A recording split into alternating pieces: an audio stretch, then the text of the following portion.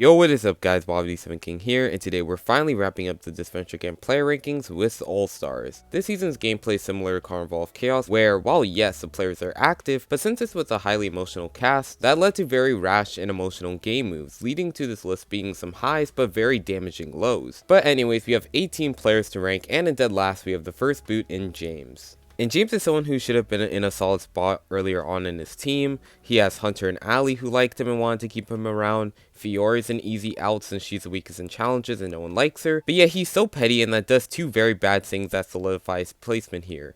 One, he's so petty with his confrontation with Jake that ends with Jake targeting him by the end of their conversation. And two, he votes for Jake even though no one else is doing that, allowing him to be sniped out in a 3-2-1 vote. He ruins his chances to make a pretty decent run because he finds Jake annoying, which I mean during the season is true, but it doesn't help his case on this gameplay analysis, so yeah, he's here at number 18. At number 17, we have another member of the Magenta team, that being Hunter, who yes, does get screwed in the fact that James is an idiot and votes for Jake, but once James goes, Hunter still plays the season all wrong socially. Fiori is a swing vote, yet he constantly treats her like shit and always picks fights with her, turning Fiori off, and Fiori was able to get Ashley and Jake onto her side instead of keeping Hunter around even though he's great at challenges. His social play this season was all wrong, and his head wasn't in the game, so he's here at number 17. At number 16, we have someone who is really passive throughout the game and that gets him taken out, and it's Lake. Lake was in the majority with the Girls Alliance, but ends up making a suboptimal move by wanting to keep Aiden in the game, and that pisses off Ellie, leading to Ellie being able to turn the tide against Lake, and the fact that Lake was so easily sent out,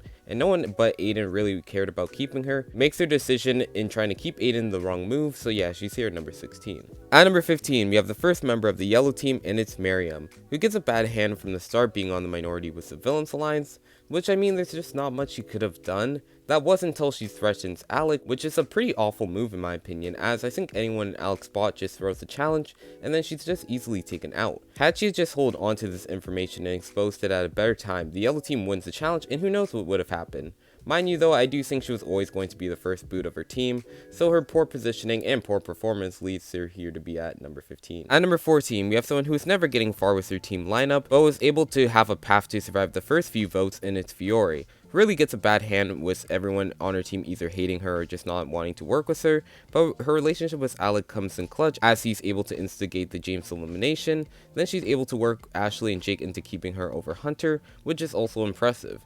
But she's such an easy target afterwards to where she gets taken out immediately after. I do think had she had won the challenge over Connor, she makes a very deep run, and at worst is like a mid-merge boot, and she does get screwed because Ashley has the lasso up her ass, so yeah. At number 13, we have someone who took control at the first vote of her team, but quickly loses it all, and it's Ellie, who does take control in the Lake vote, but I think she makes a bad move there. Yes, voting off Tom isn't ideal either, but I think she should have swallowed her pride and just take Tom out and maintain the girls group, because with Tess being the swing, I think next vote she's deadlock on taking out Aiden, as she doesn't really want to rock the boat too much and betray Gabby and Ellie just yet.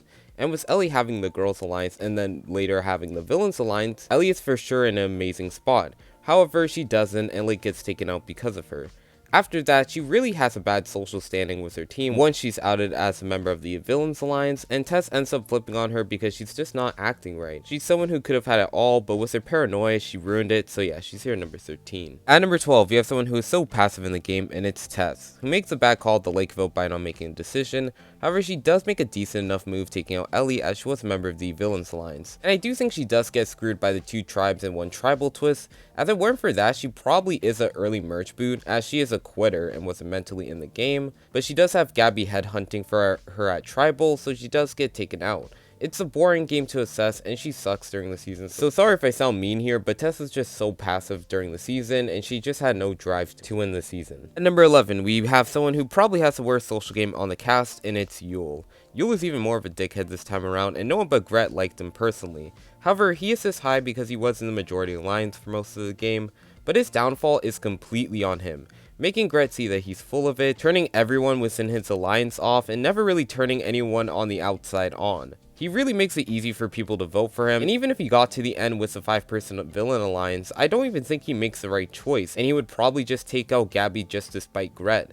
So yes, while he was in the majority for a lot longer than the others that we just talked about, his downfall was always inevitable, so he's here at number 11. At number 10, we're talking about someone who lost the tiebreaker in Tom, Tom was in a very precarious spot during the whole pre-merge. He gets saved for nothing of his own doing, minus the fact that he's good at challenges, and that makes Ellie want to keep him. However, he really has no pull, minus with Aiden, and even then, it takes until Tess realizes that Ellie's too far gone to work with Tom and Aiden to take out Ellie. He loses Tess in the next vote, which isn't ideal, but it is a pro that he wasn't taken out right then and there, as he was the bigger physical threat. At the merge, he's a part of the dumb split vote that the heroes did, and while it isn't directly his fault, he is the catalyst for why Jake and Aiden hate each other. Well, he's part of it. Alec also plays a factor, but, you know, it is centered around Tom. However, if he does win the tiebreaker against Gabby, he's in a very strong spot in the Heroes Alliance, and I think he actually could have won the game. Even if Ellie flips, I still think she probably would have voted for Jake or Aiden before Tom. Even though his positioning is probably the rockiest that we've talked about so far, he was so close to almost having it all, so he's here at number 10. At number 9, we have the leader of the Magenta team, and it's Ashley. She really is the center of her team from the very beginning. In the majority of the James vote, takes out Hunter as he was a physical threat, and then easily is able to get a Fiori. Beyond that, everyone on her team, mainly Allie and Jake, loved her, and beyond that, Tom and Aiden liked her at the merge. But with Jake making one of the worst moves of the season, the villains instantly realized how well positioned she was, and it is bad she wasn't able to ring in Jake like she could in the pre-merge challenges. However, her game before that is very strong, so she is here at number 9. At number 8, we have someone who is in and out of the majority in the pre-merge, and then at the merge makes some hit or miss strategic decisions, and it's Gabby. Gabby was on the right side of the votes on the Lake vote, but yet she was on the outs during the Ellie vote, but she is able to make a very savvy move in flipping on Tess. Then at the merge, she was on the right side of the Ashley boot, but it is bad that the heroes vote her out, and she almost does lose the tiebreaker. And yes, I understand Yule's massive slime ball, dirt ball, and all the icky balls that you can imagine, but she shouldn't have flipped on him at the time that she does. Then she loses the challenge, causing her to be auto-eliminated. The only reason why she's higher than Ashley is because of longevity, and if the final 8 played out in a vote, she probably gets sent into a tiebreaker, and I think if the villains target someone like Aiden, she can easily beat him, and then the villains are back in control. And with Gret's pull on Allie before the final 5, Gabby is for sure making a deeper run in the season, so yeah, she's here at number 8. At number 7, we have someone who you could say is a bit too high, but he does make a very deep run, and it's Aiden. He loses James instantly, which isn't good, but he is partly the reason of why James does get taken out, and Jake ends up having this one-sided feud with him. It is good that Lake is able to keep him safe, but it's also bad that Lake gets taken out at that very same spot. He is safe due to no work of his own during the Ellie vote, and he's such a non-factor that Tess gets taken out over him. At the merge, him and Jake's feud ruins everything, and he gets lucked out that Hero returns to the game and not Fiori. As if Fiori does return, he's such a prime person to take out probably near the very end of their pagonging. Then after he loses Tom, which isn't good, he starts to get a break for a little while until the final 7, and if Jake does lose the challenge, he is taken out over Aiden, but the reality happens and Aiden gets sniped out. It's an up and down game with the ups being questionable on how much active work Aiden actively does, but he does have longevity, which is truly the only reason why he is this high. We're at the top 6 with the final 6. Well, I mean, the top 8 was also just the top 8, but I am bringing it up now. And at number 6, we have someone who gets voted off earlier on in the season, and then later quits at the final 4, and it's Connor, who, yes, was in the minority on the yellow team, but it is impressive that he almost stays, and Rhea and Alec consider keeping him when it wasn't in their best interests at all. He's able to wrangle the heroes together, but he's really in and out of the majority up until the final 6. He makes a wrong move by idling out Alec when he should have just voted off Rhea, as Alec probably keeps Connor around a little longer. Makes an awful move by helping Rhea at the final 5 immunity challenge, which is really a game-ending move for him as he ends up with a broken ankle and has to quit at the final 4. He has a really good social game compared to this cast, but his voting record is so spotty that I just can't place him any higher. At number 5, we have someone who is taken out by an idol, and it's Alec, who really has an insanely strong pre-merge, not only being the leader in the best position in the villains lines, but he's also the one to set up the Aiden and Jake feud, which really causes a chain reaction. Jake targets James, Jake and Aiden have a twink war, all of that is due to Alec. I don't want to glaze him too much though, because even though it is good work, Jake probably would have been bitter towards Aiden just later on. At the merge, he targets Ashley and almost gets Fiori back into the game. Tom goes, he wins immunity while also still having Connor protect him regardless at that time. However, he does make an awful move by voting with Yule despite knowing he was going, or at least having an idea that Yule was going to get votes. And with him not knowing where Gret and Gabby lies, him voting for Yule pretty much tanks his chances. His conversation with Gret solidifies that she'll never fully trust him emotionally or in the game. Gabby goes, which isn't good. He's a part of the reason why Ellie flips. However, I would mostly give credit to Rhea and especially Gret. Then he later gets sniped out in a spot where I think if he had a better relationship with Connor, he probably goes against Gret's wishes and votes for Rhea. Even if the idle play doesn't happen though, I don't know who is taking him anywhere further, besides maybe Rhea, so yeah, he's here at number 5. At number 4, we have the runner-up of the season with Jake, who makes bad calls during the pre-merge, starting feuds with James, starting a feud with Allie, starting a feud with Aiden and Tom.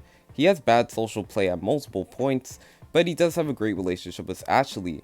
And with Ashley in charge of the Magenta team, Jake was never in true danger during the pre-merge, unless the Magenta team and Teal team went to Tribal during the test boot. At the merge, his game is again full of bad plays. Him making that final 10 blunder is some of the worst gameplay I've seen from a social strategy standpoint. He needs to win immunity at the final 7 or he goes home. He does do decent work at the final 6 and final 5, but once again, at the final 4 immunity, he messes up badly just because he hates Allie and wants to hurt a girl, which, bitch.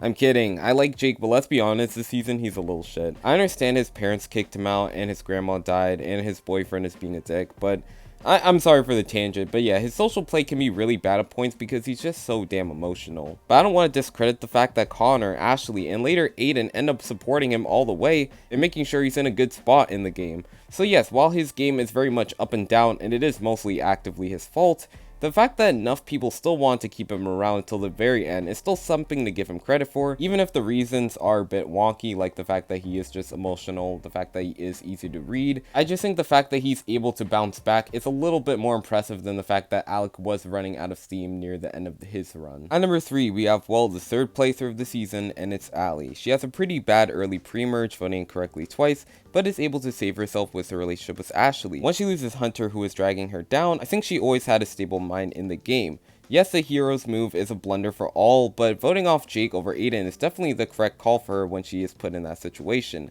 When Connor returns, it does go up and down to no fault of her own, but it is impressive that the villains felt comfortable enough to work with Ellie. Mind you, it's probably because she's clearly on the bottom of the alliance, which isn't good. However, Allie's able to use the villains into her own benefit, going back and forth like in the Aiden round. She's able to take out Gret, which is impressive. Then she loses because of a challenge to some pretty dumb logic in my opinion. It is an up and down game, but I think out of all the flawed games that we have discussed, I have less fault in what Ellie is actively doing in the game, as she actively knew where to go in the game, so yeah, she's here at number 3. At number 2, we have the winner of the season in Rhea, who is in the majority alliance for the entirety of the pre-merge, being in the second in command at Alec, and has a very strong early merge until Yule goes home. Where once again, I don't know why Rhea and Alec tried to keep Yule in the game, but anyways, she's able to bounce back and get out Aiden by her own doing, although I do think Gret is the one to give that final edge to Ellie. Alec going isn't ideal, but she remains safe and she's able to paralyze the man for immunity, which I know people are going to hate me for being anti-Connor in this situation, but let's look at the facts here. Rhea told this man countless times that they couldn't be together, and Connor is just still clinging on to her throughout most of the season. How much you want to credit Rhea for Connor essentially giving up a 50-50 win during the challenge for her is up to you, but to me, it's a minor plus to her game. Then at the final 4, she's able to get Ellie to shock Jake because of the damage she did to her game. Then that causes a chain reaction, and Jake does the same thing to Ellie, leading to Rhea winning immunity. She just does a lot of micromanaging to make sure that infighting between Jake and Ellie continues, and she's mostly successful at that. Her social game isn't the best, but I do think it is underrated by a lot of the fans, and also myself at one point. She's able to create a deep bond with Ellie before that fades. In the pre-merge, she was the first person to really stick up to Gret. That move could have also been a reason as to why Gret was more softer to Rhea compared to Alec. So even though she can't be insane, her positioning throughout most of the season and her active play ends up paying off more often than not, so she's here at number 2. At number 1, and we probably have the lowest placing person to ever be number 1 in any of my gameplay rankings, and it's Gret. Gret starts off in the majority, and it's insanely impressive as she's able to flip Gabby onto the villains despite everything that happened between them last season. The Ashley and Tom votes go according to plan, and I'm on 2 minds on the Yule move as it does open the door for another villain to go, which does happen, but I also do think with Yule gone, that paints a bigger target on Alec and Rhea. She's the one to put the final nail in the coffin for both Alec and Aiden. She's able to manage her threat level really well up until the final 5, where she gets sniped by Ellie. Overall, she was in the majority for a good chunk of the season, always in a great spot in the game, and was just a few challenges away from winning it all, so it's not much to fault Gret on, and also being impressed by her game move, she is here at number 1. And that is the video. Thank you guys so much for watching. If you made it this far, I'll probably take a break from doing gameplay rankings at this time, just because I'm really pooped. But anyway, join the Discord as it's in the description below as well, and yeah, stay tuned for more videos. Peace out, love you guys.